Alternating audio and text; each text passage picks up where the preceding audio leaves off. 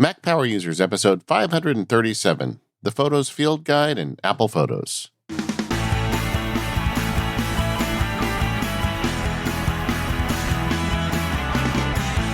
Hello, everyone. This is David Sparks, joined by my fellow co-host, the one, the only, Mr. Stephen Hackett. Wow, that was enthusiastic. I kind of like that. Yeah, I know. I'm feeling good today, man. You should be. You got a big week. Yeah. So sometimes you do these field guides and they're easy and sometimes they're not. This one was not. Yeah. For our after show today, we're going to talk about the process you went through. Because behind the scenes, I feel like you and I have been talking about this one forever. Right? Yeah. I started on the outline over a year ago. Yeah. So just so you know. Yeah. So we'll get to that. But yeah, we're talking about Apple Photos, kind of going through some of the stuff in your field guide. Of course, it is an amazing piece of work. I don't know how you put these things out. They're so detailed, but so easy to follow. You do such a great job. But it's just so interesting that Photos has become this really core element to the being in the Apple ecosystem. And, we had like iPhoto way back, I think in 2002 when it was introduced, and it evolved. And the whole idea then was, well, you have a digital camera and you import your photos and then you can print your photos, right? And we're so far away from that now. I mean, I have multiple ways to take pictures. They're all connected to the internet, right? It's so much more complex than it has been. And Apple has graduated from iPhoto into Photos, and we're going to kind of talk through that. And just looking at your field guide and preparing for the episode, I was like, this is so much bigger and so much more important than it's ever been. Yeah. So the news is I have a new Photos field guide. It's a second edition, so it's a new purchase. It's 128 videos, 6+ hours. This is a new one for me. This is the longest field guide I've ever released. And it's really because it's two field guides. It covers the whole enchilada, both on iPhone and iPad, but also on Mac. So whichever platform you're using, you've got everything you need. Or if you're using both, you've got, basically two field guides in one. Mm-hmm. And it came out really great. I'm super happy with it. And now it's for sale. So we'll put a link in the show notes. There's an introductory price of $25 and it'll go up to $30 in a week. So if you're interested, please go check it out. And I really appreciate your support. This is one that I think is not only good for Mac Power Users listeners, but also for Mac Power Users listeners, friends, and family. Yes. I did try and keep in mind, because I know a lot of people take pictures who don't necessarily care about AppleScript. So I built this field guide for anybody, and I hope that you guys enjoy it and can share it with some folks. And I do appreciate your support. And we'll talk about that in the after show because it was quite a process. I used a lot of apps to make it. And we'll talk about that workflow at the end of the show. But the show today is actually not about me sitting here talking about my new field guide, but just the Photos app in general and what it has become over the last several years. Yeah, I think that's a great place to start because, but let me back up 1 second. This is one of those things that's kind of hard to talk about because Apple gave it a very generic name, right? Yeah. Like we're talking about Photos. Like everything they make? Yeah. Apple TV, Apple Music. But the Photos app on the Mac, there's a Photos app on iOS and iPad OS. There's iCloud Photos, which is sort of the glue between them. We're going to do our best to make that clear as we go, but give us some grace if we stumble on this name a little bit. It's because it's too generic.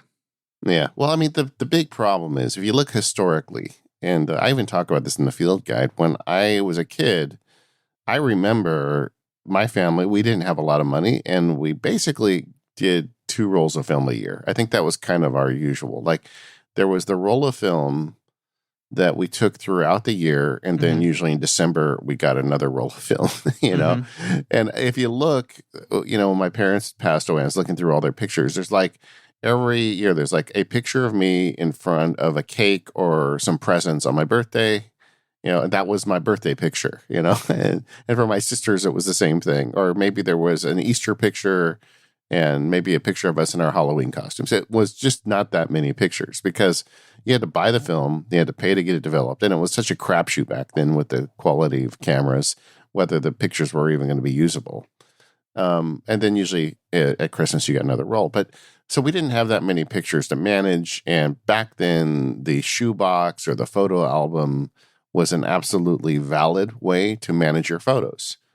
And I think when Apple started with iPhoto, they were still in that mindset a bit, where it was a tool made to manage photos. But I don't think they'd fully realized how crazy people were going to go with taking pictures now that it was instantaneous and you could shoot as many as you want without cost. Right. In fact, the early versions of iPhoto, they use the terminology of like rolls, right? Now we have albums and smart albums. We're going to get to all that today.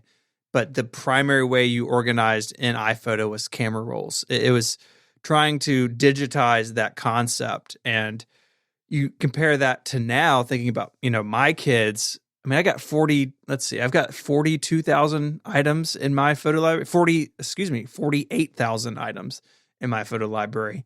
I've got thousands of pictures of my kids, right? And it's just so amazing to me, like even in my childhood to theirs, how quickly this stuff has changed.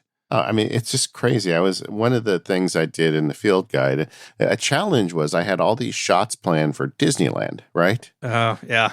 But they closed and, we have this pandemic. So instead you get a bunch of pictures of my family and my dog and my library. So I tried to make it fun. But at one point my wife was sitting on the ground and the dog sat in her lap.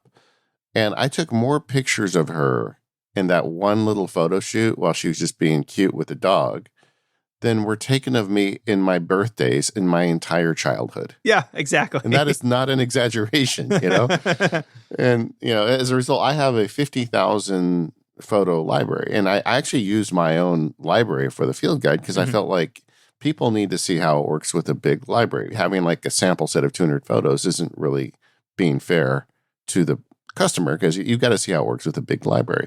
But it's just crazy how many pictures we take. And I think Apple, although they started with iPhoto and the idea that the Mac was your digital shoebox, the iPhone and evolution caught up with them where it's like, no, now people want their photos everywhere and they're going to take a lot more of them. And by the way, cameras get better every year and the file sizes increase exponentially as a result. Right. We're shooting 4K video now with things that are in our pockets. Yeah. It's unbelievable. Like, it's unbelievable. It really is. I thought it'd be fun to kind of talk a little bit about our own kind of journeys with photo storage and management. Sure. And I know that you actually are kind of a latecomer to Apple Photos, relatively speaking. I am. For a really long time, I would import everything into Dropbox. And I would have basically subfolders as albums. I'm a huge album organizer. That's how I organize my library today. So I would have a bunch of folders. So like a folder for each one of my kids, a folder for bikes, a folder for plants. I don't know, a folder for computers. That was the most. That was the biggest one, as you could imagine.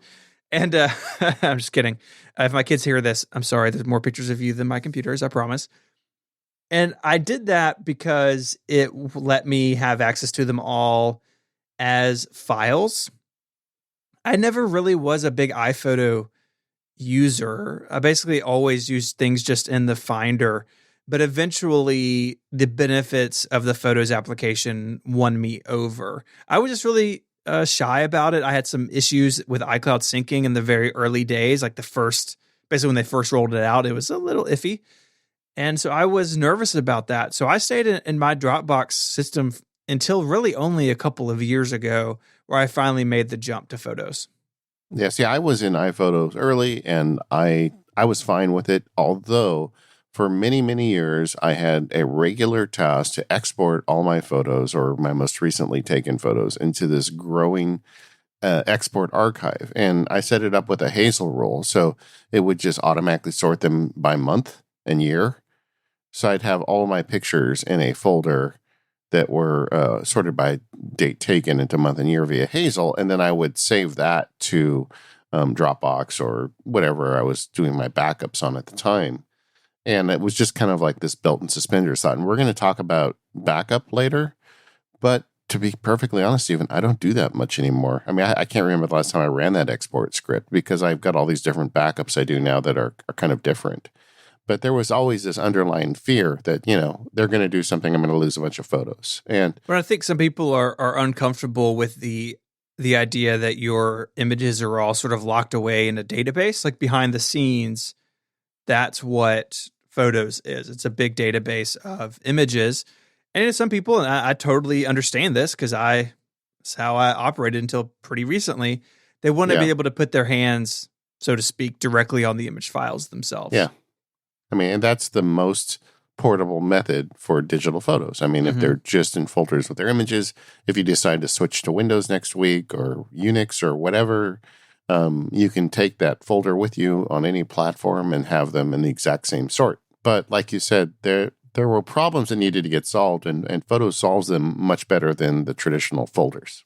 Oh yeah, it's way more dynamic. As we get into some of the organization stuff you can do, you can overlay all these organization types to really drill down. And ultimately, if you just have them in Finder, at the end of the day, you just have a bunch of files, and that is limiting in a way when it comes to search and discovery.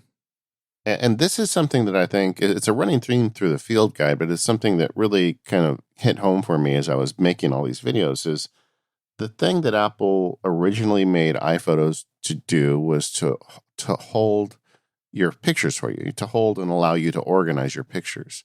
The thing that Photos seems to be doing, that one of the fundamental premises of this app is to help you find pictures, to unearth pictures for you. Because with a 50,000 photo library, I'm not an outlier. I mean, anybody with kids is up in the multi-thousand picture library. And the big problem is you get so many pictures that it's not like my parents' days where you look through the album and say, oh, there's the picture of David when he was 7. No, it's like, how do I find those pictures when he was 7? Because there are so many of them. Mm-hmm. And Apple has added many things to Photos that allow you to discover your own images.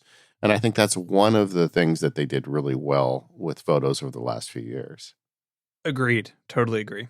Now, there are differences. We've got the Photos app for the Mac and the Photos for iPhone and iPad. And that's really, as I mentioned earlier, was the big challenge with this course is ultimately I decided I had to make 2 courses because there are people that use one or other platform exclusively, and some people use them both. But you should know kind of going in that they're not entirely identical. There are things that one platform is better at than the other. Mm-hmm. The way I view it as someone who uses this on both platforms is I tend to do the heavy work on the Mac and not so much on iOS, iPhone and iPad. But in going through your course, like clearly there are people who don't think that way, who may only use this on an iOS device, whose only computer may be an iPad, right? And so Apple's done a good job at doing what it can to keep them pretty similar. I think the Mac has some strengths here that iOS doesn't, but the opposite is also true. Yeah, and when you say the heavy work, if you're talking about like editing images, I do just the opposite. I find that I edit images with an Apple Pencil and iPad better than I do on a Mac. But they've done a good job of parity there. But to me, some of the things that really stand out, and probably the biggest one that stands out for the Mac as a plus, is library maintenance and management. And that is more a result of the file system on the Mac than the actual Photos app. We'll talk about backup later, but for instance, on the Mac, you can just make a backup of your Photos library just by dragging it and, copying it onto an external drive, and you've just backed up your library. Yeah. And you have things like Power Photos. So talk a little bit about that, about Power Photos. Power Photos is a third-party app. They have occasionally sponsored my blog. I don't think they've ever sponsored the show, so full disclosure, I've been paid by them in the past, but I'm a big fan of them. It's the same guy that made the iPhotos. I forget what it was called.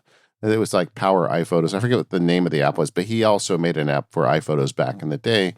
And it's a single developer who just wants to give you library tools for photo management. And with that tool, it gives you a bunch of tools you don't get with the Photos library. So like if you're a photographer and you want to have different libraries for different events, this tool helps you do that.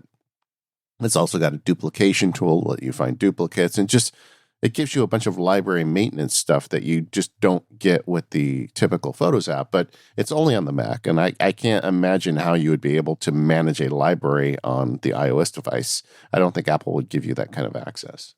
Oh yeah, there's no way. Another thing that you can do at least easier on the Mac is importing from physical media. So if you have images on an SD card or you have something, so like one thing I've been doing sort of recently is a while back, another family member scanned a bunch of family images and we got them on optical media. And so I ended up spending a couple of days, it's been a few months now, of, opening those CDs, pulling the images off and putting them in my wife's photo library. That's not a huge use case, but one that you definitely can't do on an iPad. Yeah, even though the iPad has USB-C support for external file devices, and I haven't tested this, but I'm pretty sure if you plug in a super drive, it's not going to know what the heck to do with it. I don't think it's going to. That'd be amazing. Yeah. Do you have a super drive? Do you still have one? Oh, yeah. I need one on occasion, I do. My kids use them to watch DVDs, and it just makes me crazy. Yeah. I don't know. But anyway, so yeah, you're right. So that library maintenance type stuff, you can do some of it on iOS. I cover it in the field guide. If we get time, we'll talk about it in today's show, but it's just superior on the Mac. Like let's say you want to put your library on an external drive. It's easier on the Mac. Another super useful tip I think everybody should do if they can is have a full copy of their library. And we're going to talk about iCloud later. And iCloud's great that Apple stores these pictures in the cloud so you can access them everywhere. But there's something to be said for having at least one computer in your life where all of those images are downloaded. And you can do that on iOS now, surprisingly, but it's a lot easier to do it on the Mac. And with a Mac, you can just hang an external drive on it and point your library at it. And very easily, no matter what Mac you have, so long as you've got that drive attached or enough internal space, all of your images downloaded. Mm-hmm. In fact, that's how my wife has hers. Her MacBook Air drive was full, and it was a lot of photos, and so I did an external SSD for her. So she doesn't have her photo library on the machine, but it's on that external SSD, and we'll have a support document in the show notes so you can see how to set that up. We've talked about it before, but it's really seamless, and Photos on the Mac gives you that sort of Mac flexibility that we would come to expect, right? Where iOS, it kind of is what it is in a lot of ways. But the Mac app, I'm really glad to see that it inherited a lot of the stuff from iPhoto and other just good Mac media apps let you do this library management. Yeah, and this is a great case for buying an external SSD. If you're doing a super duper clone backup, don't spend the money on SSD. But if you're going to put your photos library on an external drive, get the fastest, baddest SSD you can get your hands on. So let's talk a little bit about the Photos app on iOS, because there are some features that are better or even only present on iOS. Including, I think the biggest one is video editing, which you can do on iOS. You can do it on an iPad with filters and colors. It's very similar to the tools you get when you edit a photo. And if you go to edit a video on the Mac, all you really have is trimming. So you can remove the beginning and end and sort of tidy up a clip, but there's none of that other editing available to you. I think that was one of the biggest mic drops Apple did last year with Photos is they said, we've got this great edit suite. And just for a little historical context, right? Apple had two applications, iPhoto and Aperture. And iPhoto was the consumer level product and Aperture was the professional level product. And Aperture had superior organizational tools. It came along later in the process, so they understood that we have a lot of digital photos. And it had some superior editing tools. And then Apple basically stopped both products and came out with this kind of hybrid in the middle Photos. And over the years, Apple has been kind of increasingly adding features to Photos that were either in Aperture or even beyond what Aperture had.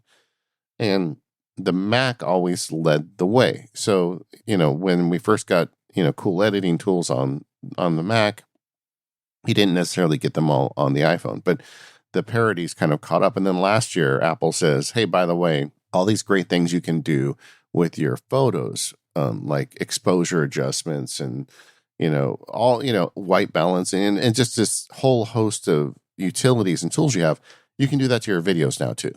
It's amazing. Yeah. I mean, 4K video, color correction, on your phone. Mm-hmm. But not on my Mac Pro. That's the remarkable thing is that feature did not, for whatever reason, make it to the Mac. And I would be surprised. In fact, I fully intend to be updating this course. It'll be a free update. Don't get hung up on that.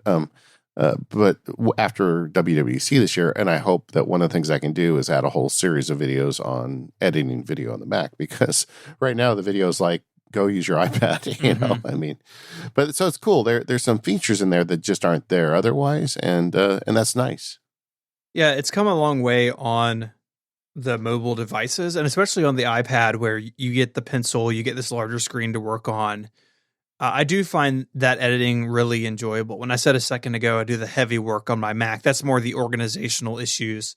Gotcha. But yeah, absolutely. On the iPad, it's fantastic. And I agree with you. I think the video editing will come to the Mac. We've seen this before with Photos and even other Apple apps and services where one platform will get something and the other platform will get it the next year. Like maybe it wasn't quite ready. And so I would expect that we get that. But it is really spectacular to have 4K video that the exposure you botched a little bit and you can just fix it on the go. Like, to even do that on the Mac now, you need something like iMovie or Final Cut, but have it in Photos where everyone has access to it would be really cool. And I think Apple will do it. Yeah, it's just shocking to me that it came to the iOS devices first, because your phone goes in your pocket. And people used to pay like thousands of dollars for color correction tools for video. Oh, yeah.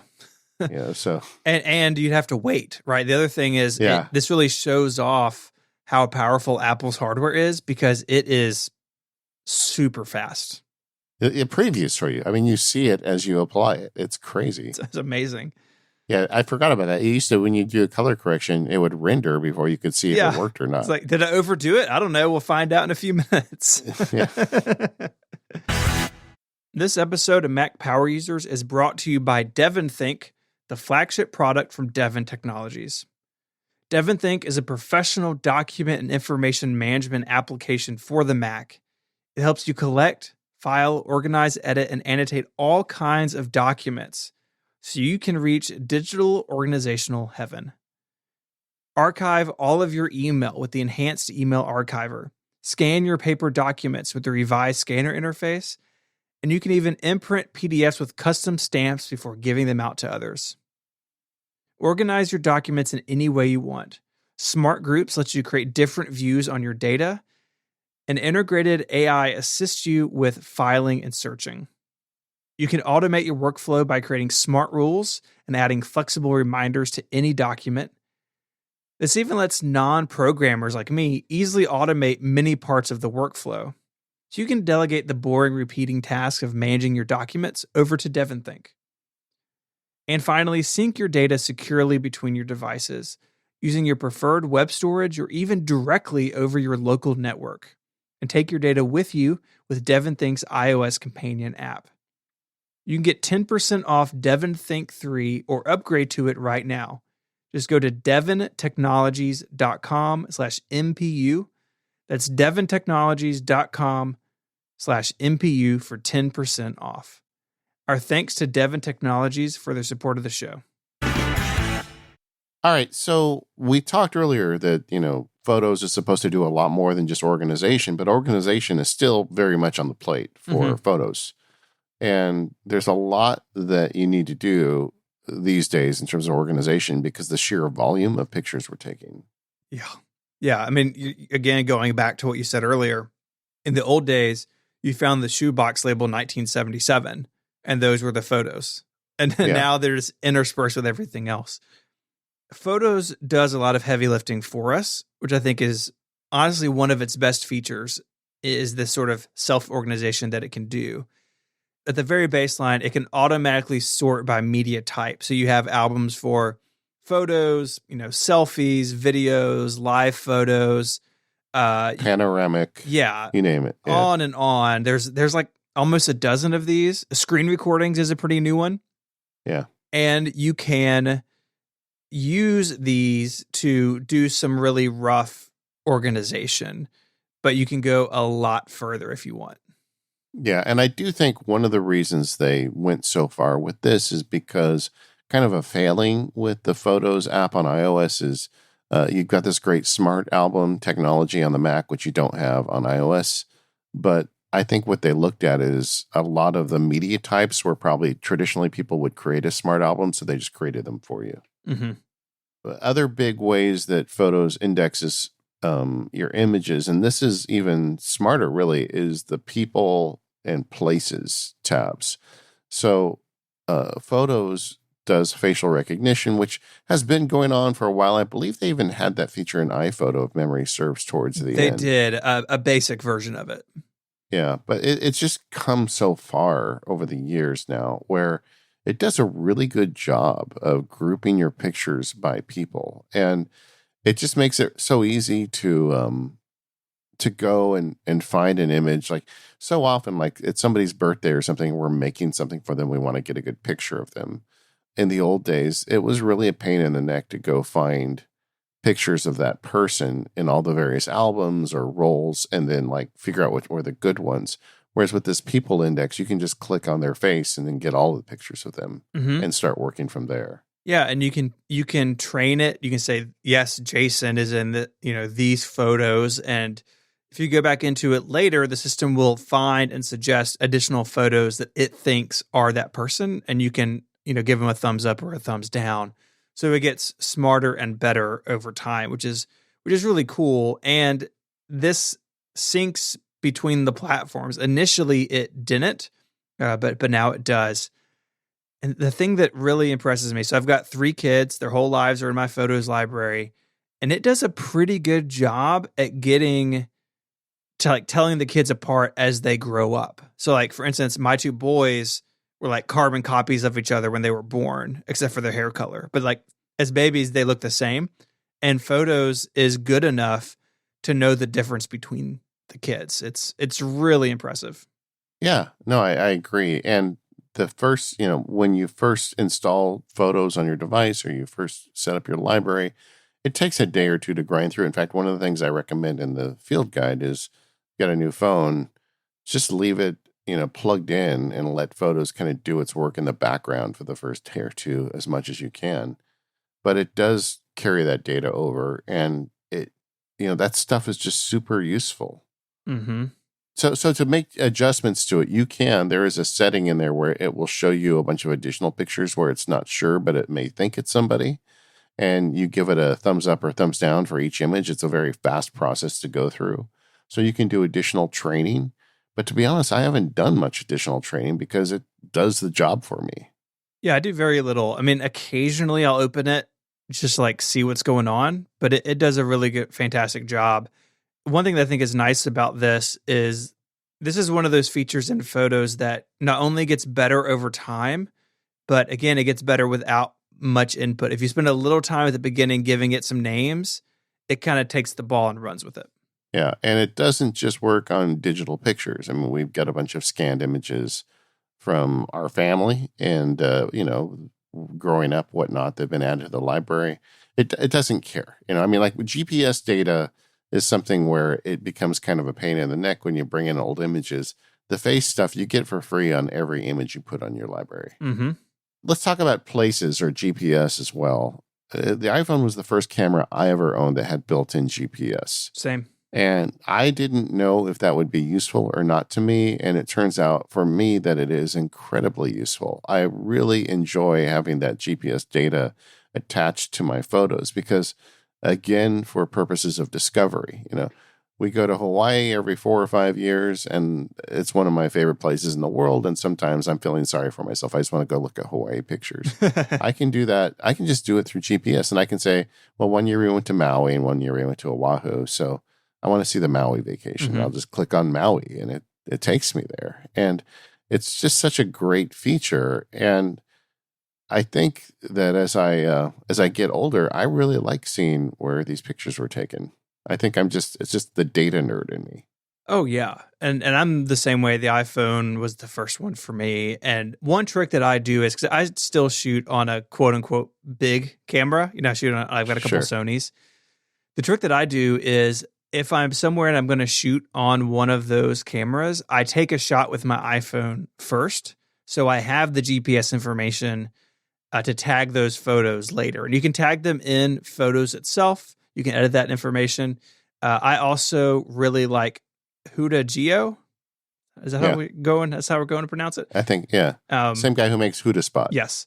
So Huda Geo lets you import a bunch of photos and basically copy and paste GPS information between them. So I can bring in my iPhone photo and my 25 photos from my Sony, and they'll all match. When I add them to my photo library, they all show up from the same place and same time and everything. Yeah. And in fact, Huda Geo, if you're really going to go down the rabbit hole on this, is a great app because you can buy a GPS pocket device. It's like the size of a car clicker. You can stick it in your pocket and you turn it on and it will log your GPS location for you. And then you can plug that into your computer. It'll download that log, and Huda Geo will match up the logged GPS data to the pictures. So just make sure you've got the time synced correctly on your camera, but it'll automatically apply all that GPS. Because the method you're talking about is one I usually use where I just get it off a picture, or even sometimes when I take the fancy camera to Disneyland, I'll just put in the location for Disneyland. And it's like the center of Disneyland, and all these pictures are logged in that specific location. Now, I get it. It's not actually on the Jungle Cruise. That's where the picture was taken. Right. But it's close enough, So you can do that. But with Huda Geo, and a GPS logger, you can do that. There's also some third-party apps where you can run an app on your phone. I'm not as big of a fan of that, though, because it really drains the battery to be running a GPS log on your phone. So make sure you have an external battery or something like that. Yeah. Yeah, so there are ways to get your sort of traditional digital photos into this system.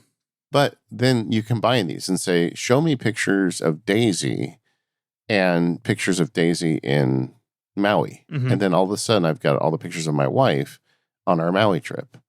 And I guess the search in general is just kind of amazing. We'll talk about it later, but one of the things they've done in recent years is allow you to combine search tokens. And suddenly it's just so much more powerful for discovery.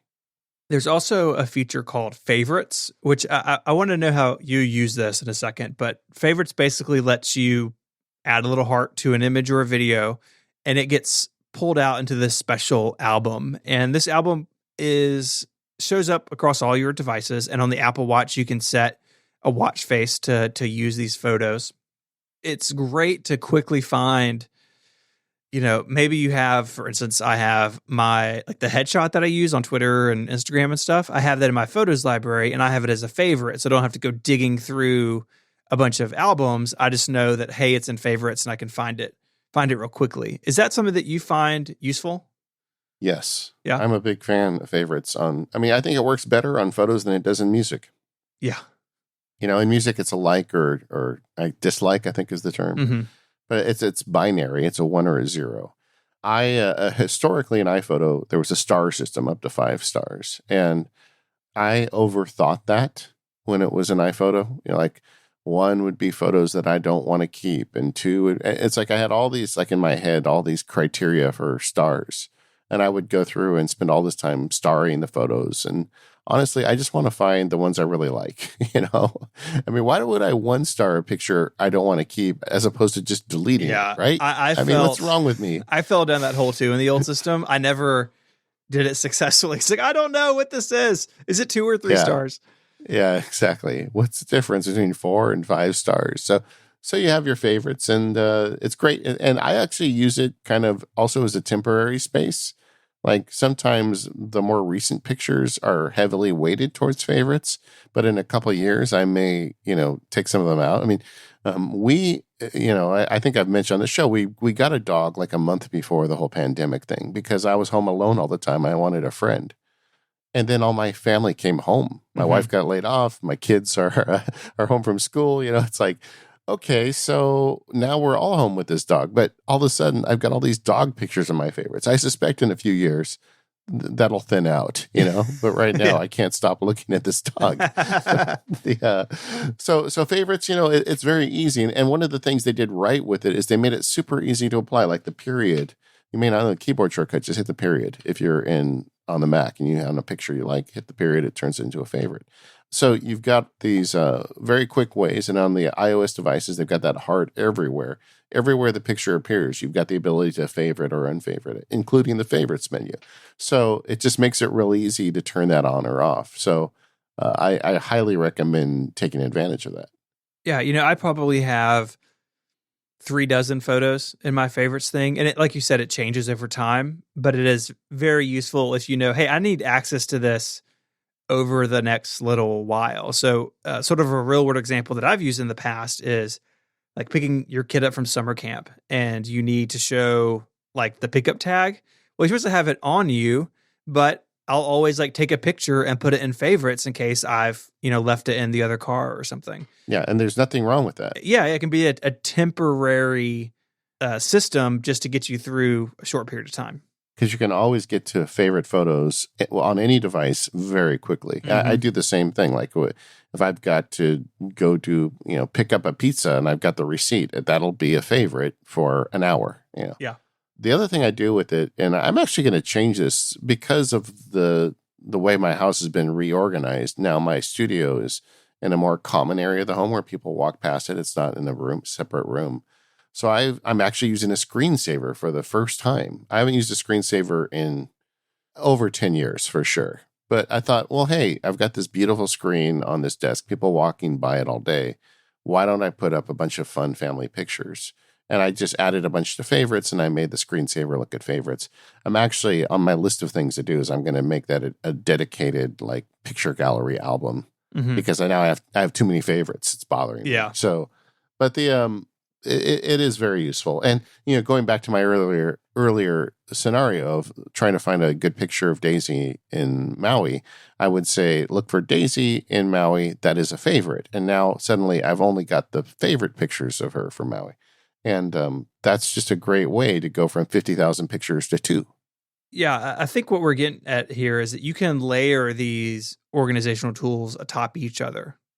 And just because, a single photo can be a favorite or not, it can have GPS data, it can have face data, and then you can put it into albums, which is really the primary way that I organize things. I've got probably over 100 albums. I'm looking through my sidebar now. A lot of them, a lot of albums. You can put them in folders. So one thing I have like a wallpapers folder, and then I have like different types of wallpapers. Yeah. In different albums. So you can kind of collapse and expand those as you need.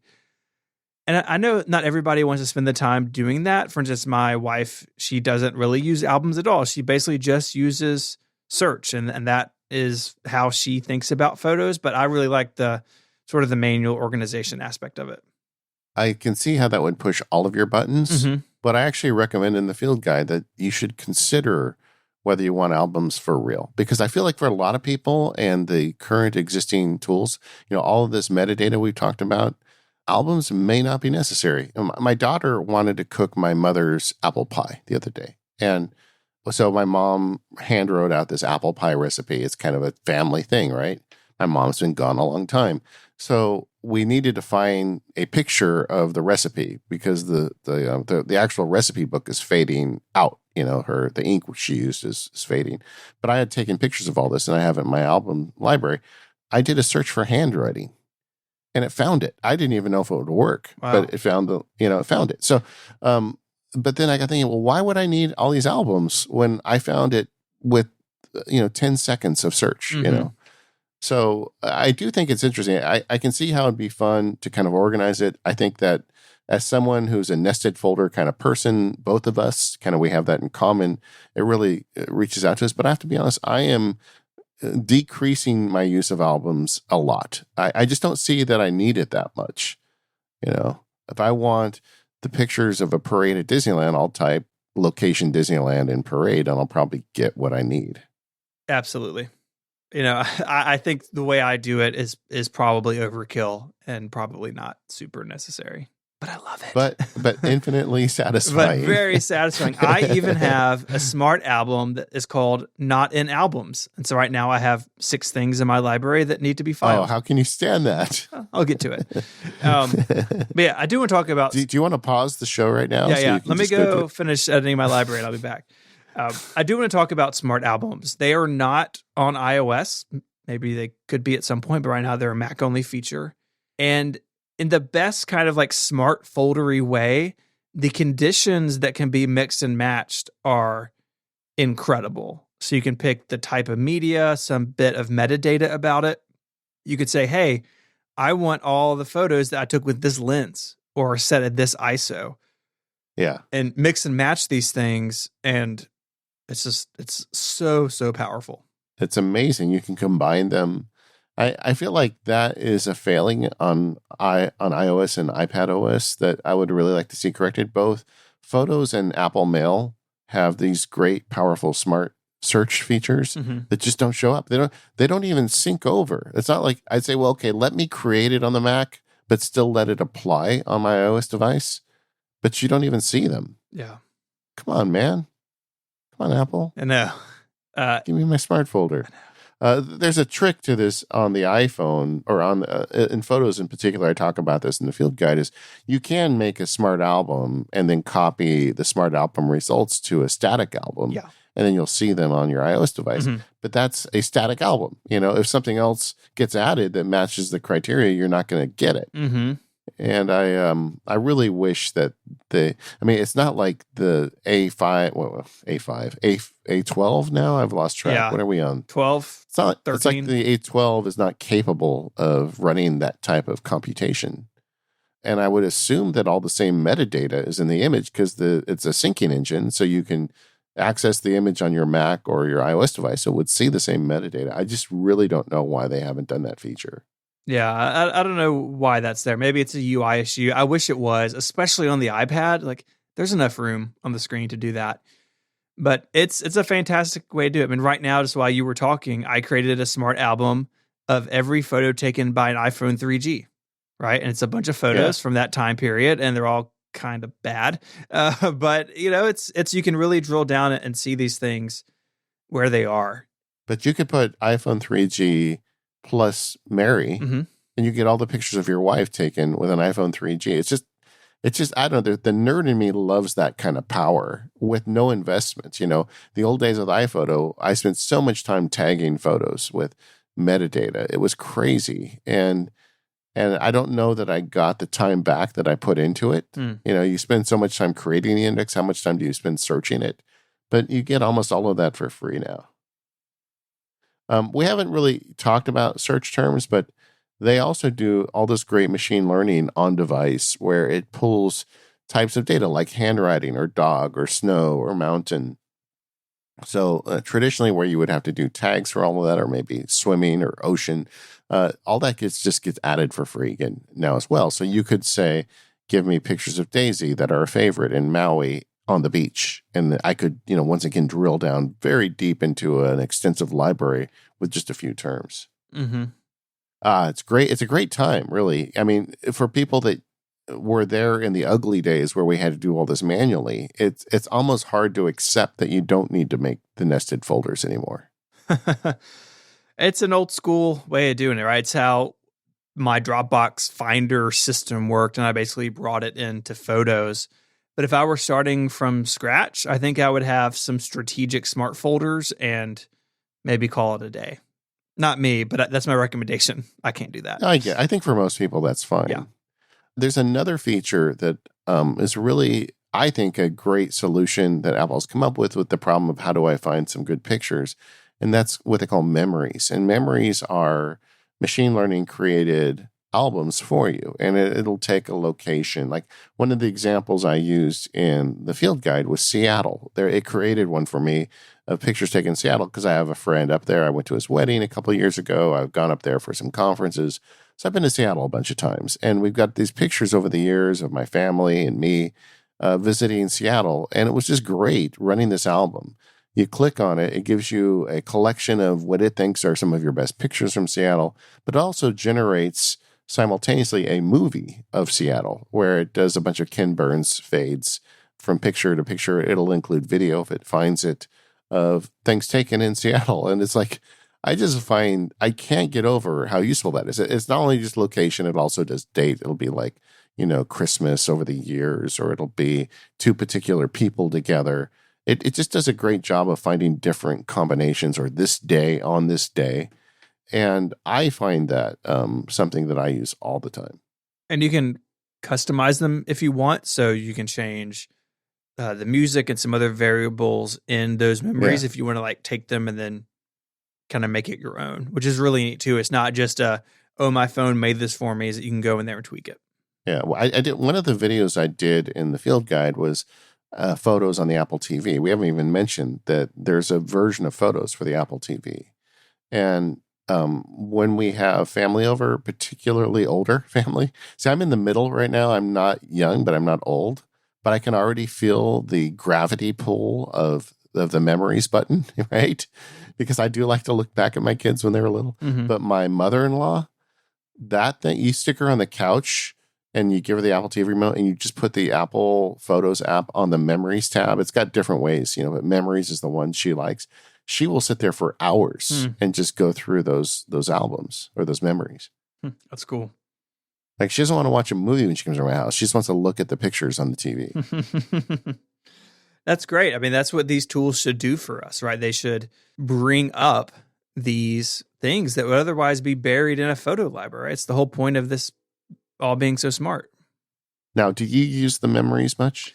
A little bit. I don't necessarily go to hunt them out, but on occasion your device will tell you, hey, there's a new memory that's been created. And I'll usually will check those out, but I think I would use more of it if I wasn't already sorting into albums, right? So if I want to go see like pictures of me and my wife from 10 years ago, I just go to a couple of albums and scroll back. I think it's kid related. Like I remember when my kids were young, I'm not sure this would have been attractive to me because I'm like, yeah, they're cute, but they also are making me insane right now, right? But then after a few years, you forget about the insane part and you just want to see the cute part. So you'll go back and look at it. Okay. Yeah. Yeah. So give it 10 years. Right. This episode of the Mac Power Users is brought to you by Clean My Mac X. Get Clean My Mac X today with a 30% discount at macpaw.com/MPU. So do you want to make your Mac as good as new? Of course you do. There's nothing like working on a fast, buttery smooth device. And Clean My Mac X makes it easy to optimize your Mac and maintain its peak performance. I know what you're thinking. You're listening saying, hey, Dave, do you really use Clean My Mac X? I get that email once in a while. You don't have to email me. I use this app. I keep it running on my Mac all the time. I love the way this Mac app cleans up my Mac. It's got a bunch of useful features like system junk removal module and space lens, which lets you see a size comparison of all your folders to detect those that take up too much space. I'm managing an SSD like everybody else. Once in a while, I lose control. I lose track of things, and suddenly I'm running out of space. Clean My Mac X system junk removal and the space lens just help me take care of that. But it also does so much more. It can make your old Mac work as good as new. And it's different from your average Mac optimization tool because it has real-time malware monitor, which works in the background, scanning your Mac for potential threats and notifying you if anything's detected. Basically, they nailed the Clean My Mac part so well, and they got the UI so clean, they said, let's add more features. And the malware monitor is a great one that you get for free. And it's not just great for security stuff either. It's a great help when it comes to uninstalling apps from your Mac because it removes both the app and the leftover data to help you avoid the digital clutter. I love that. I hate it when I've got extra junk on my Mac. Clean My Mac X is notarized by Apple, so you know it's been checked for security by Apple. You can get Clean My Mac X today with a 30% discount. Just go to macpaw, macpaw.com/MPU. And that discount is only good for a few weeks now. So go right now to macpaw.com/MPU. Get yourself a copy of Clean My Mac X and make your Mac run cleaner today. And our thanks to Clean My Mac X for their support of the Mac Power Users and all of Real AFM. You may remember when we did our live shows in Chicago, Clean My Mac X sponsored that. MacPaw is a great company, and they've always been there for the Mac Power Users. So go check it out. One last time, macpaw.com/MPU. So let's get into iCloud Photos a little bit. We've spoken about the Mac app, the iOS app, how they're different from each other. But iCloud Photos is the service that glues them together. So, of course, you can plug in your device to your Mac and sync photos over a cable or sync them wirelessly. That's really no fun. And it only lets you put new things on your devices when you sync them, right? That's the old way of doing things. Whereas iCloud Photos, the basic gist of it is you make a change. So you make an edit, an addition, you remove something, you do some organization. Within a few minutes, that's synced to all of your online devices. So you import some photos on your Mac and you pick up your iPhone, they're there. Or you do some editing on your iPad like you like to do. You come back to your Mac the next day, those edits are there, everything in sync. Yeah. There's the saying, I think Steve Jobs said it, but I don't think he's the first one to have said it, that the truth is in the cloud. Mm-hmm. This is the point of iCloud Photos, is that you take a picture on your phone, you want it to show up on your iPad and your Mac as well. You want everything to be in sync. And this is something completely different from the original mission statement of iPhotos. iPhotos said the Mac is the hub. Everything has to get to the Mac.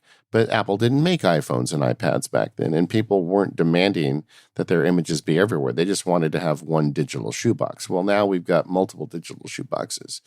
And iCloud Photos is the answer to that. It's interesting because everybody was afraid of it when it first started. Apple kind of had a reputation of not being good at cloud sync services. Mm-hmm.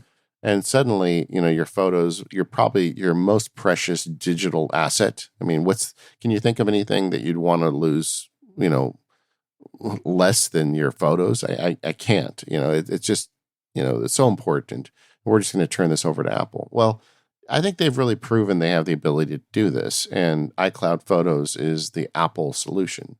The benefit of doing it through Apple is because it's integrated into the hardware and the operating system. And, there have been third parties that have tried doing this in the past. They never were able to make a go of it financially, or there were always kind of software engineering limitations.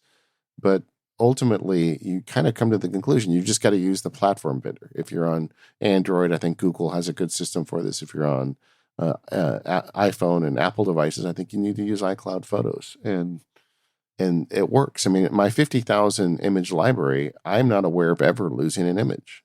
It's been rock solid for me and really pretty fast. I mean, it's very rare that I feel like I'm really waiting around for it to do its thing. Of course, you dump in 30 new images, it's going to take a few minutes. But making edits or little changes, you can pretty much sit down one device and pick the other device up, and it's there. And what I absolutely love about this is that my whole photo library is with me all the time. Just like music streaming services give you all the music you want with you all the time. Now, if I'm somewhere and I, want to look at pictures of when one of my kids was born or our wedding photos or whatever it is, I can find them on my phone, and iCloud lets me do that without having to really worry about it. Yeah, and we were talking recently about, my initial efforts to use Apple Cloud Storage, I think with the text file and how terrible it was. But now you look at these, 12 megapixel cameras in your iPhone taking these massively huge files or 4K video, and iCloud does the job. It's not necessarily immediate, but it's pretty close. It is. It is cool because not only do you have your photos with you all the time, but you have them in a way that you can make those decisions about your library on the go. You can make those edits, etc. And this gets to the usual discussion on the Mac Power Users. Mm-hmm. I guess we need like an audio text expander snippet about Apple charging for this. I've said it too many times, but it's like they don't give you enough space for free, and they charge you. So if you want, I believe the current pricing is 50 gigabytes for $1 a month, 200 gigabytes for $3 a month, and 2 terabytes for $10 a month. And I don't like telling people to give Apple more money, but when it comes to your photo storage, you should absolutely give Apple more money if you need it. Agreed. Totally agree. They should give us more space, but even since they don't, it's well worth paying for. This is the feature to me that really sells iCloud on people, I think. You're like, I could sync my contacts or calendars other ways. Like, yeah, but if you want all your photos like in this app everywhere and you're all in on Apple devices, it's just about a no-brainer. And for the times that you're at a PC at work or something, if you use iCloud Photos, it's also available on the web at iCloud's website, which I think a lot of people who just use Apple products, like I never go to the iCloud website because I just have it all natively. But it's there as well, and it gives you a sort of additional availability into your library. Yeah. And, most importantly, if you drop your phone in front of a steamroller, you just go to the Apple store, buy another phone, log in, and all your pictures show up. Do you see a lot of steamrollers? That's a very specific example. No, I just thought it was very graphic. Okay. I was thinking about, wasn't it David Letterman that used to run over things with a steamroller? I think so. Yeah. So there you go. It could say drop it in the lake or the pool or something. A steamroller's like pretty final, though, right? Yeah, You're not exactly. coming back. I want the A12 smashed into 12 A1s. The another benefit of iCloud Photo is the sharing elements of it. You've got the ability to share your images. The shared albums are really helpful. There are some caveats to that in terms of file size, but it's one of the most frequently used mechanisms for my family in iCloud Photos is because of me, probably everybody's on iPhones. So every time we have a family gathering, somebody creates the album. It used to be me, but now it's not. So it just happens now. Somebody else makes them. And it's great to have that shared album where we can all drop pictures in after the event. Now, I know for a long time, those shared albums would reduce file size. Is that still an issue? Yes, still true. Okay. Still true. And I think it's a maximum. I gave the specifics in the video, and I recorded that video long enough ago. I've forgotten. I think it's a vertical or horizontal height. They have a maximum number, and there's a difference for panoramics. So I think it's probably horizontal length. But either way, there's a maximum length. And what I recommend on that is just you can still use photo sharing, but if you decide you want to print one out, if you're going to make a 5x7 of something from a family photo sharing, then you use one of the other methods to have the person send you the original. One of those is share iCloud link, which I think is pretty new. How does that differ from a shared photo album? It gives you an iCloud link to the source image. And it's superior in the sense that it gives you the full size image. It's inferior in the sense that as just a shared album that everybody can drop images into and see, it doesn't work that way. There's a whole section in the field guide on sharing because there's so many ways to do it now. And on the different platforms, there's different variations. You get drag and drop on the Mac. You don't get it on the iOS device, but I did a video showing drag and drop out of Photos into, one of these shelf apps. And you can see how you can use it that way. But, there's also, AirDrop and all. It just cracks me up every time my 78-year-old mother-in-law yells AirDrop at me, But literally every family gathering will take a pictures and she'll say airdrop, airdrop. That's her. It's coming. It's coming. Yeah. Okay. But there's a lot of ways to share photos. The only one that has that size limitation is the shared albums. But at the same time, shared albums are really kind of awesome. So I don't know really how to, say that except just be aware of it. And for looking at the pictures on your iPad and your iPhone, the reduced size is fine. They still look great. I think the problem comes if you're going to print them. But then ask yourself, how many pictures are you going to print? Yeah. Maybe that's one of those things that you'll have to update after WWDC. Yeah, I'm ready. Man. I'm standing by. I expect I'll be doing some updates to shortcuts and to this one as well after WWDC. Probably. I sure hope so. But yeah, so iCloud photo storage is, I think, something that I can recommend without reservation. That's not without saying I still think you should have backups and full-size copies. That you don't necessarily need to rely on it entirely, but it is a solid platform and very convenient platform to keep your images everywhere. Yeah, one of the great features is per device you can say I want all my photos on this device, or I just want thumbnails, and just download full res sort of as needed. And that's really useful if you have a phone that maybe has 64 gigabytes of storage and you have a lot more photo library than that. Yeah. But the way that I think a lot of people do it is they have the full library on a Mac, so you can back it up with Time Machine and Backblaze, etc. Something else, just real quick, a question that I get a lot is, how do I start with iCloud Photos? Okay, you've convinced me I'm going to do it. What I recommend is, if you're using Mac and iPhone and iPad, kind of all together, is start with the Mac and enable it on the Mac and let the Mac fully upload, and then turn it on your other devices kind of one by one. Because what it'll do is it'll merge what's there, and And when I've done this for other people, that tends to go the smoothest. It takes a little bit longer. And if you have a big photo library, you got to upload all this to the cloud. This could be one of those deals where like this is running for a while. But I think doing it one device at a time is probably the way to go. Yeah, I think you're right. And if you have a Mac, starting on the Mac, I think is the easiest place. This kind of gets back to the discussion at the top of the show about kind of library maintenance tasks being easier on the Mac. But you just drag them in and let it churn on that for a while. That being said, you can import the images on an iOS device just as easily. Well, not maybe just as easily, but you're in the ballpark. You attach a device, you can import them. But there's a lot of, it's just the iPad and iPhone really aren't made for managing the import of 1,000 images. It can do it. It'll be kind of a pain. Mm-hmm.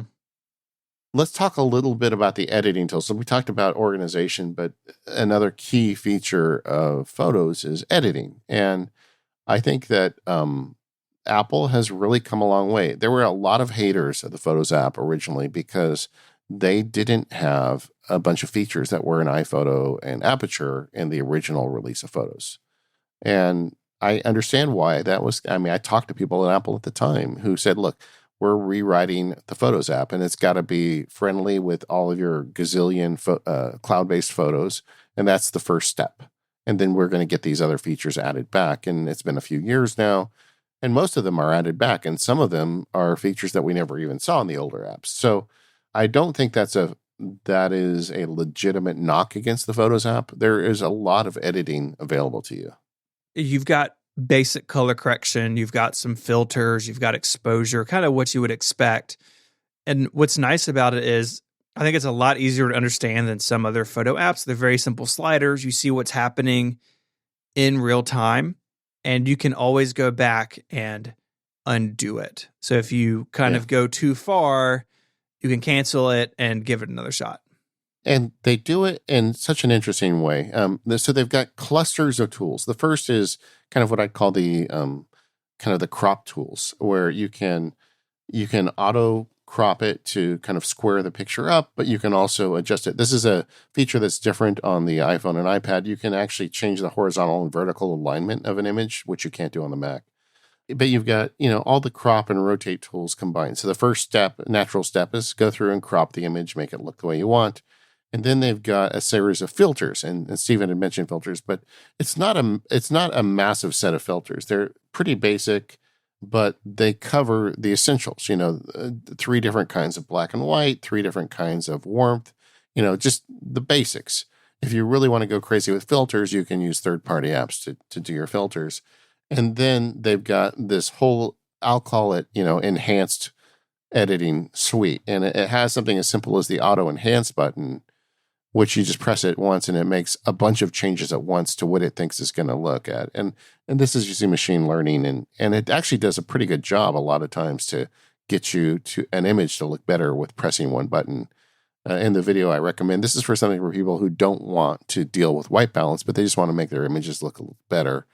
I'll say that generally the auto enhance button leans towards vibrance a bit more than you would think. Like people who like the way a lot of the Android devices have kind of more robust coloring on their images. I'd say that the auto enhance button on Photos gets you kind of in that direction more than the general Photos app does. But the nice thing is then it actually, for each of the additional tools, whether it's sharpening or exposure or brilliance, there's so many of these tools, it shows you after you press the auto enhance button exactly what it did to each one. So you can say, hey, I kind of like that, but I'd like it a little darker. You just go to the exposure, turn it down a little bit. It's great. And so for normal people with just a little bit of knowledge, they can do this. And in the field guide, this is one of the areas where I kind of went deep with the videos, going through each tool and showing how they work. But I think most people, this is not inaccessible to people. I did a separate video on curves, and I feel like that's one where people are like, oh boy, I just fell off the cliff with curves, right? I spent a bunch of time studying curves, and even the videos I made on curves weren't that good. But most of these tools here are actually very useful, and I think Apple did a pretty good job of picking the ones to spend their time on. One thing I like about Photos a lot is if you need more, there is a framework where Photos can work with third-party apps for editing. Yeah. Yeah. That is a mixed bag. Some of the third-party apps, you go into them and it's a round trip export. So like you can, and this will work from iOS or Mac. It opens the third-party app, and some of them you get, and it just has all their filters available for you.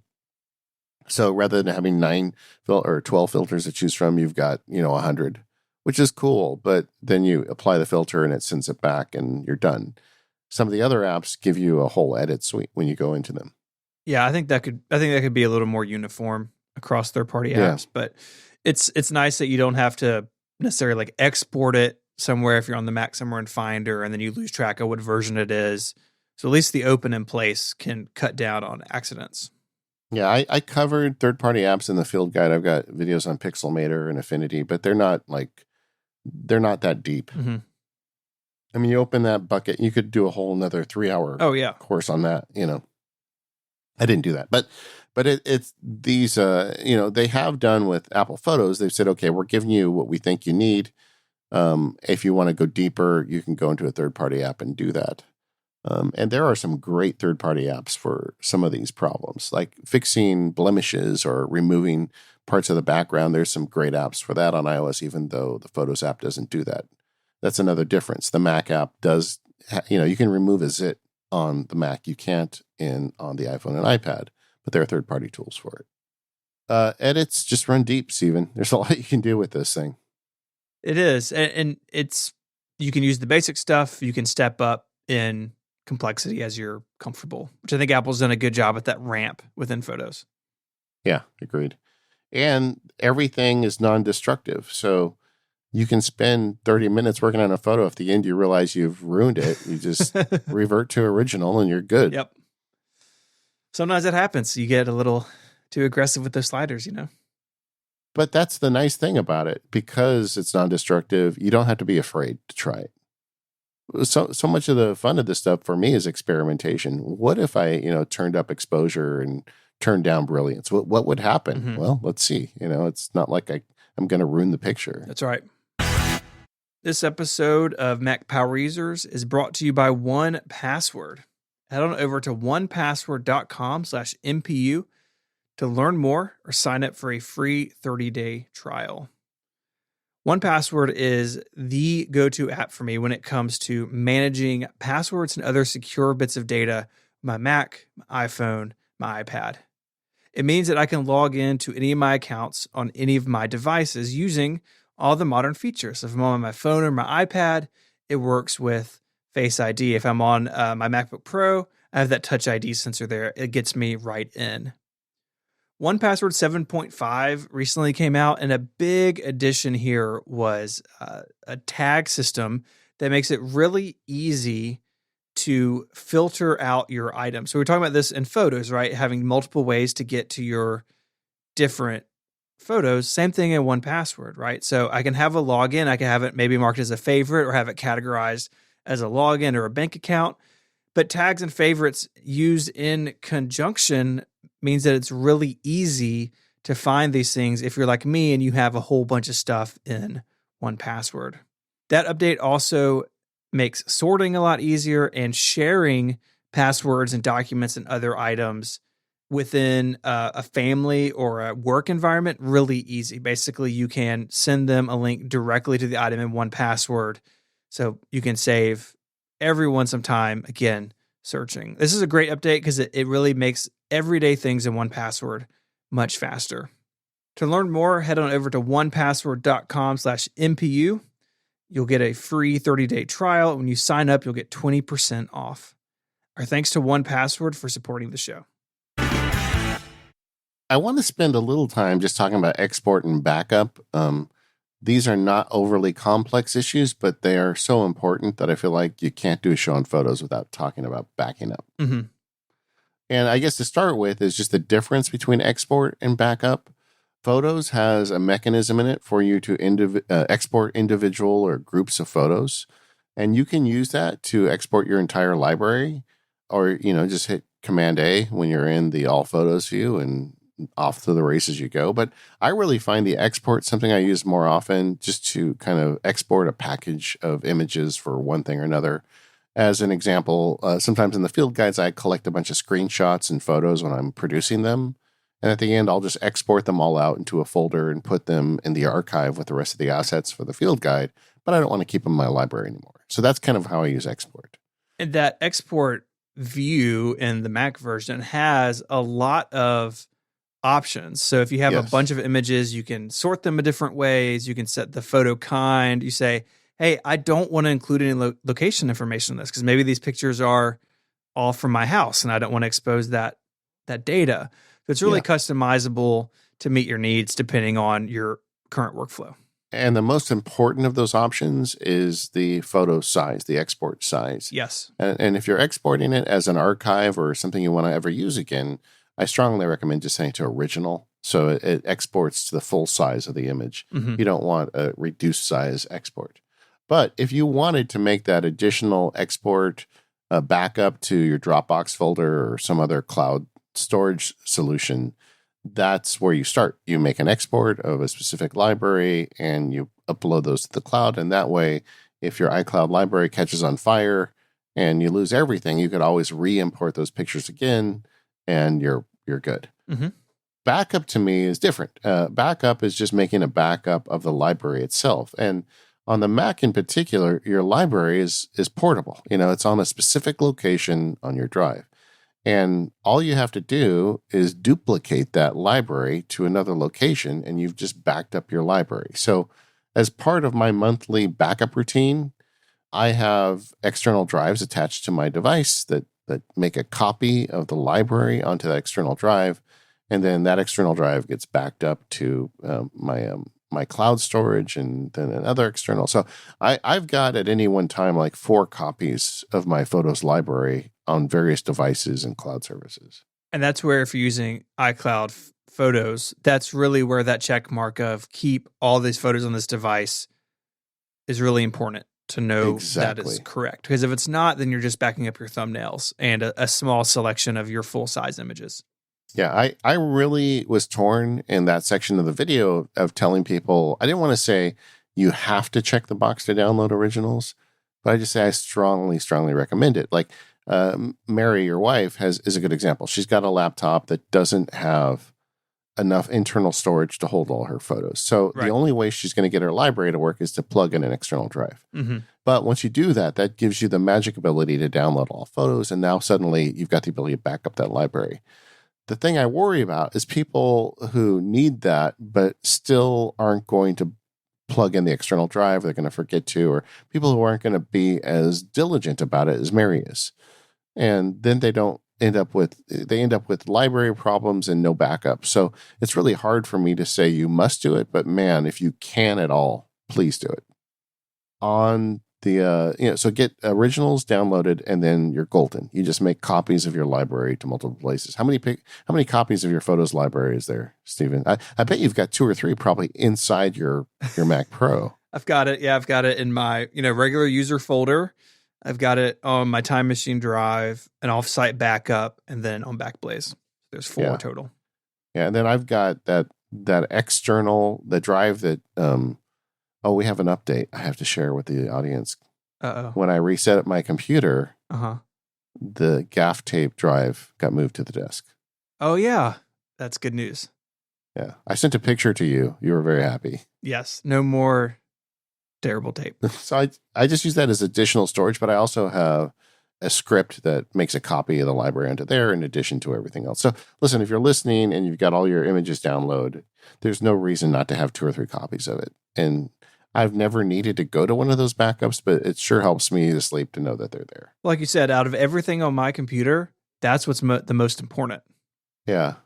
The rest of it would be fine, but losing those photos is something I can't recreate.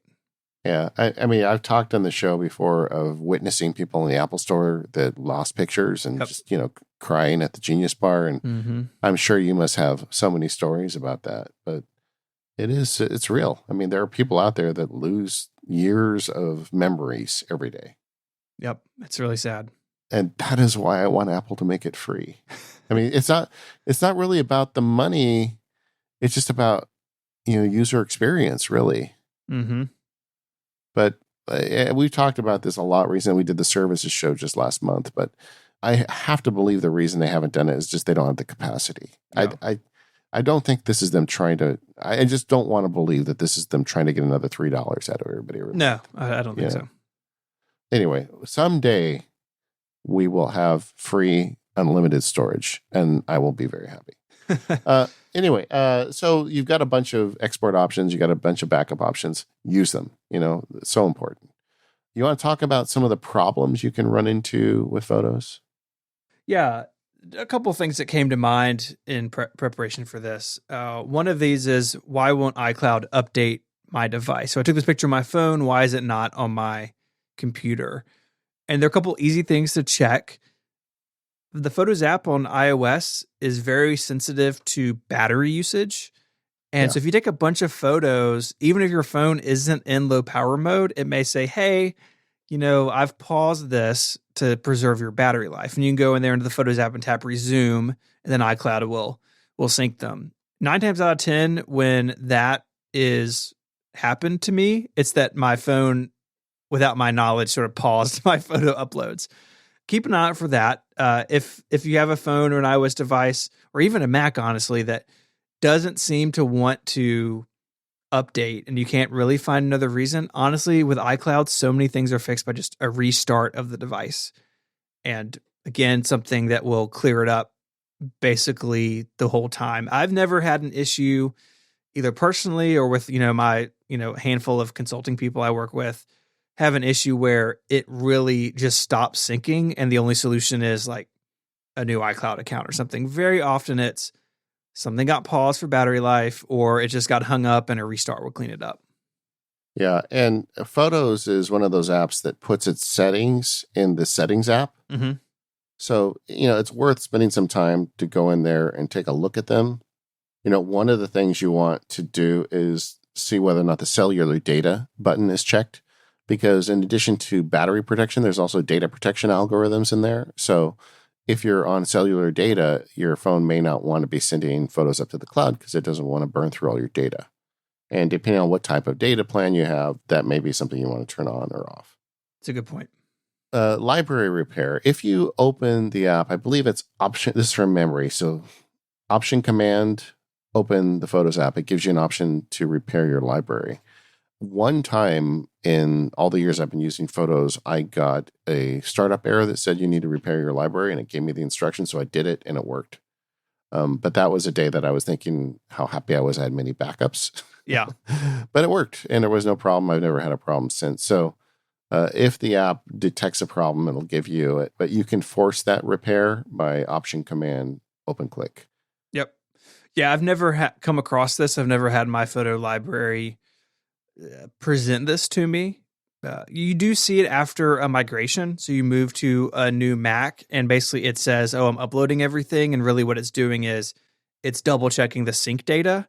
So I think Apple could be more clear in some of its language. Like, no, you're not uploading 80,000 things. You're just checking that they're already there. And so there's some of that language stuff you have to be careful of. But honestly, for an application that I use basically every day with this much data, I really don't ever have any problems out of it. Yeah, I agree. It's very well behaved. No, and it's big data. I mean, these images are huge. Mm-hmm. So, and we didn't even mention in today's show, but everything we talked about also applies to video. So, right. Yeah, except for some of the editing. But this will manage your video. It'll search it. You can tag it. It does all this stuff for video as well. So, along the way, they also created this as a video storage and management solution. So, thanks, Apple. Thank you, Apple.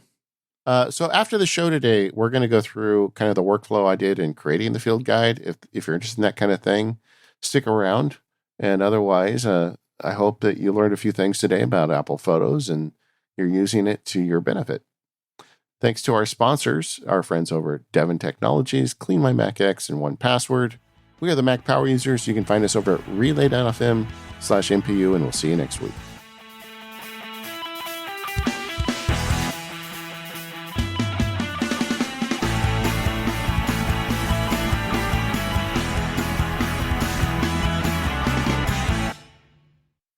All right, after show time. Yeah, I kind of like doing these. Me too. So you mentioned earlier that you've been working on this for a really long time. Give us a little bit of insight into how this came together. Yeah, my MindNode file was created in February of 2019 Whoa. for the Photos Field Guide second edition. Um, and it just, I spent a bunch of time using the app, and I wanted to really like kind of understand it. Even though I use it every day, I just wanted to kind of run deep before I started recording.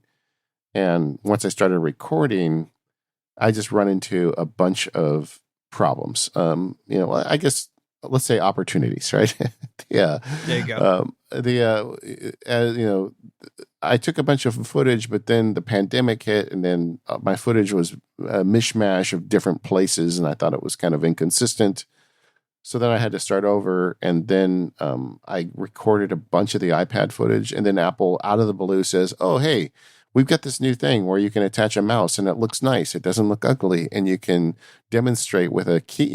The advantage of mouse support for the iPad is I can record a screencast, and you can see where I'm clicking without me having to manually animate each button like I do on the iPhone. And it's like, oh, so I had to go back and reshoot most of the iPad stuff, and then the pandemic gave me the blues, and that was kind of hard working through that. And my family is moving. Our entire house is getting turned upside down, basically, right now as we do this. So it's just been a lot of difficulty in getting this thing out.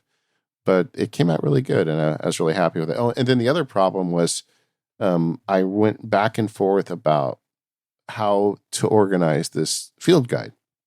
It's like, do I do a video on how to white balance and say, this is how you white balance on the Mac, and here's how you white balance on the iPhone and iPad, and make that all one video and call that the white balance video? But, I started talking to a lot of people that use Photos, and it struck me that there are a lot of people that only use it on iOS or only use it on the Mac. Mm-hmm.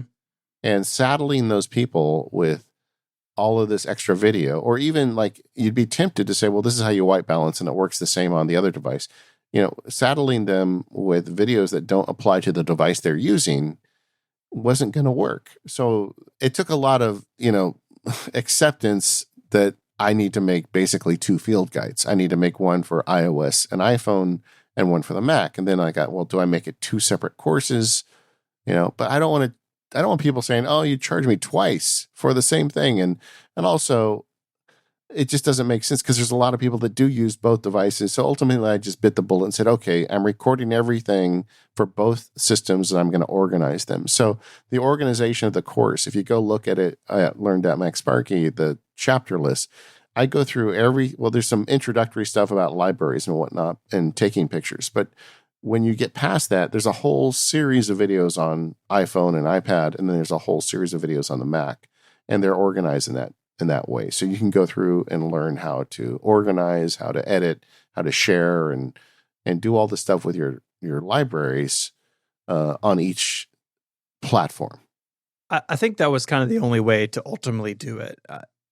The big question I had though for you was about feature creep. Like, yeah, you're talking about how to maybe adjust white balance or make these things, but like very quickly you could be spiraling it towards a photography course and not one about photos. Was that hard to draw the line between those things? This one has a lot of creep. I mean, there's a whole segment on image file types.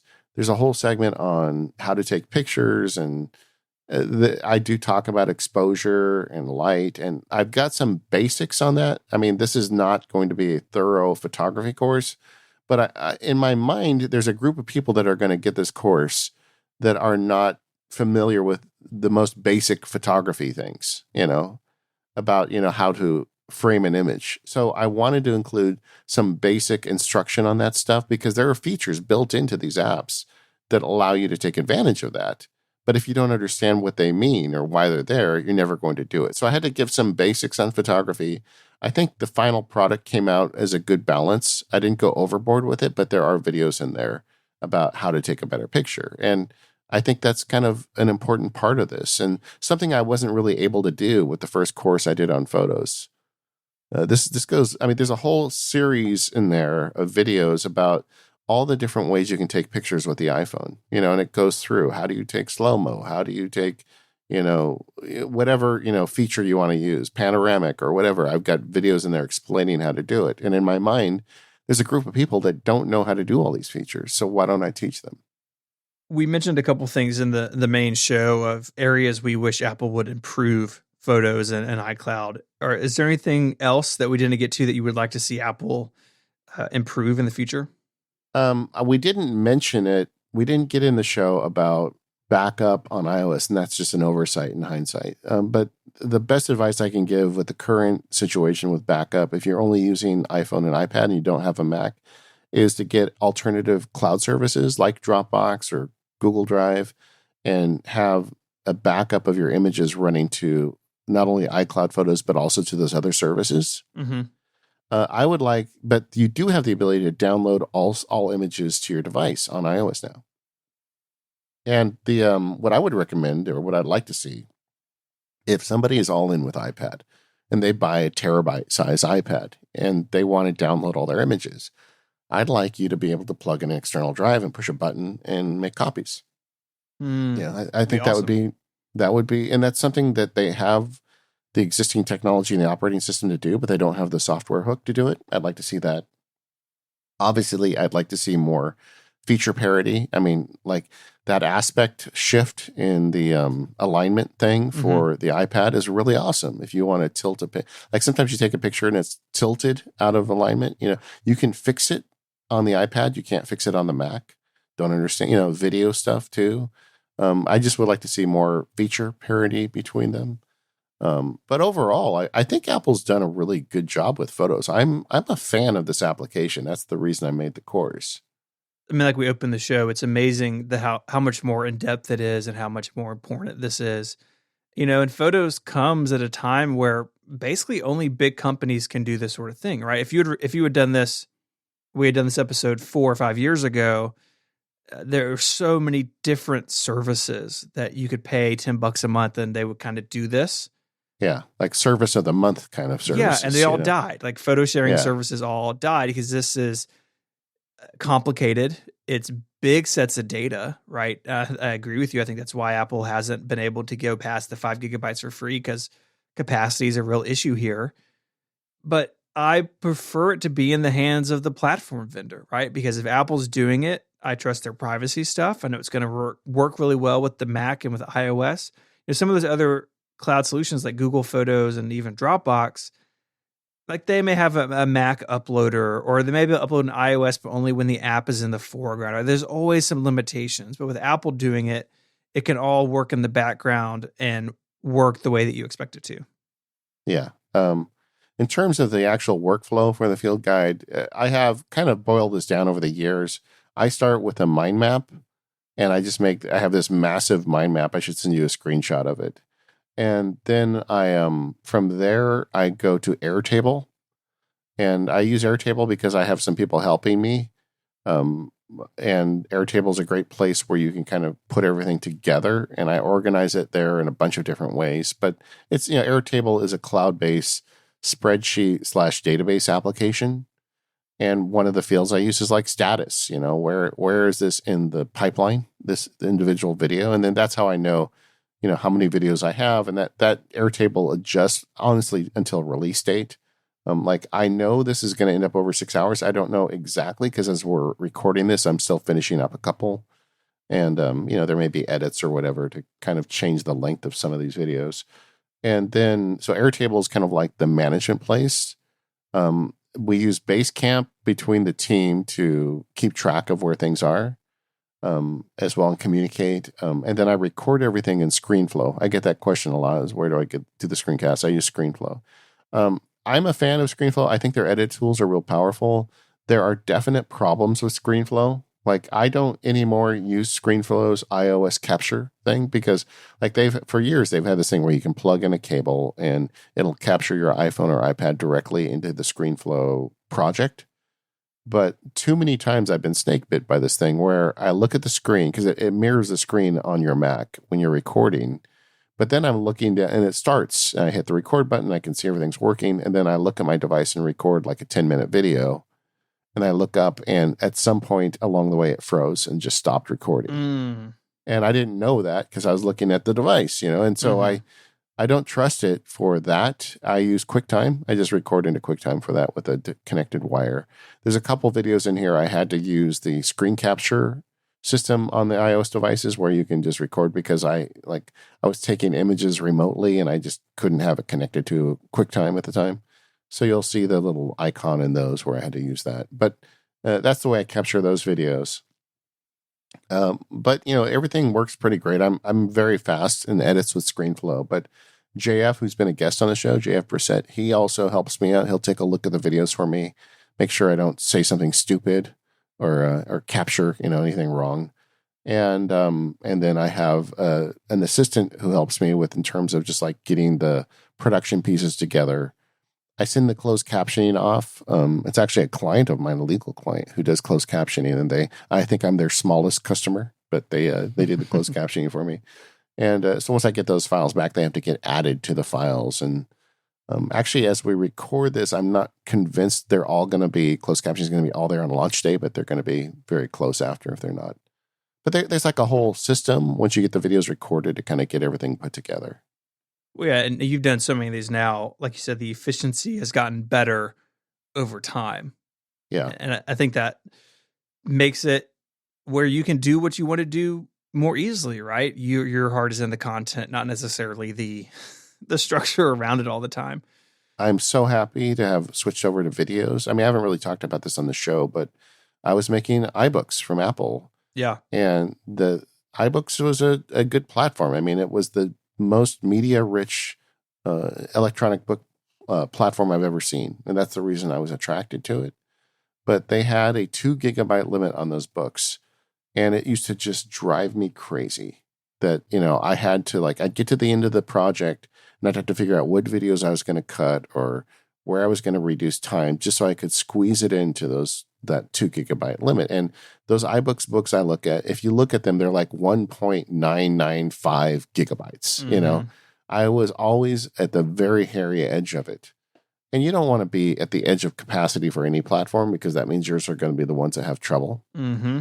And these things are, I'm like 3-4 times the size of that. I'm not at a computer right now where I can tell you the total gigabyte size of these videos, but I think it's around 6. This is kind of a shot in the dark, so I don't know if I'm wrong. Sorry, but but it's like in essence 3 times the amount of content that I could put in an iBooks author book. So there's no way I could have done this as 2 books in one, like the iPhone and the Mac stuff in the same field guide. I would have had to make that multiple books in the iBook store. Well, we both have felt the pain of using iBooks Author. Right, yeah. Just getting that out of your life is worth it alone, probably.